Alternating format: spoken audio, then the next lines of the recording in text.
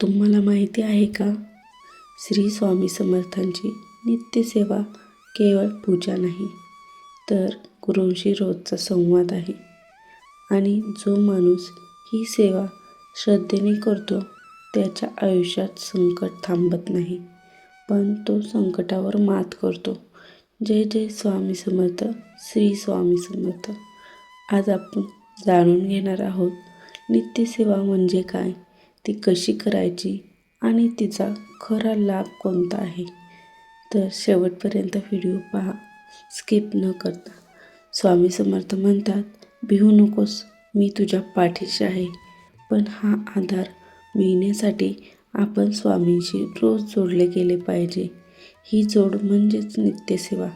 नित्यसेवा म्हणजे दररोज ठराविक वेळी मन, शरीर आणि विचार स्वामींना अर्पण करणे. भाग 1. नित्यसेवा म्हणजे काय? नित्यसेवा म्हणजे रोज केली जाणारी भक्ती. ठराविक वेळ, ठराविक पद्धत आणि अखंड श्रद्धा यामध्ये येते.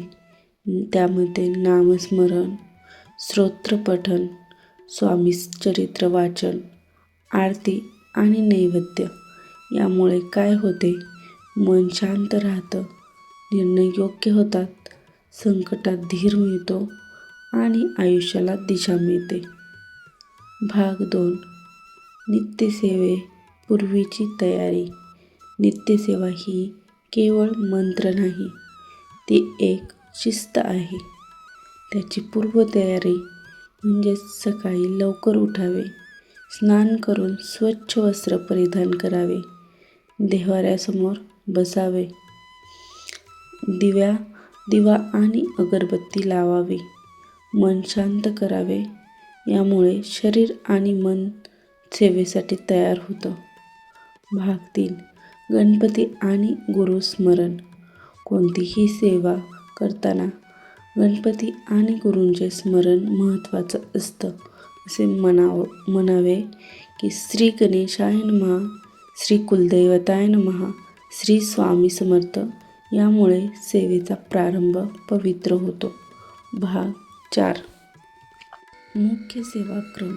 जर तुमच्याकडे नित्यसेवा पुस्तक असेल तर त्यात दिलेल्या क्रमाने सेवा करा. साधारण क्रम: गणेश स्तोत्र 1 वेळा, स्वामी स्तवन 1 वेळा, स्वामी समर्थ स्तोत्र 1 वेळा, तारक मंत्र 1 किंवा 3 वेळा.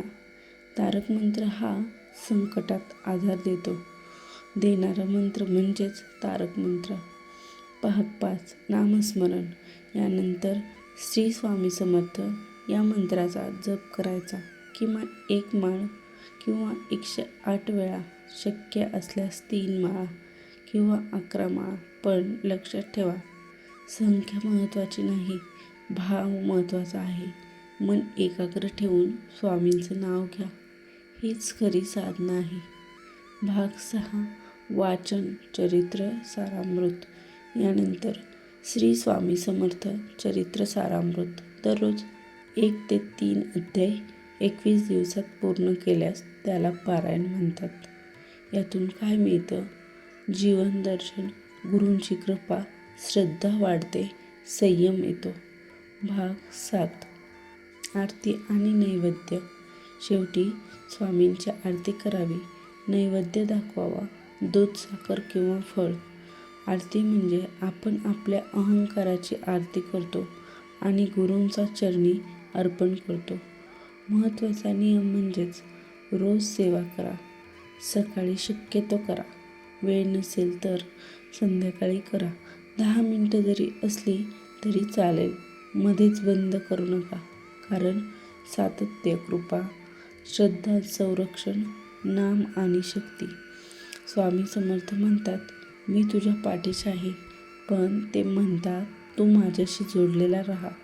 नित्यसेवा म्हणजे स्वामींची रोजची भेट, रोजचा संवाद, रोजचा आधार.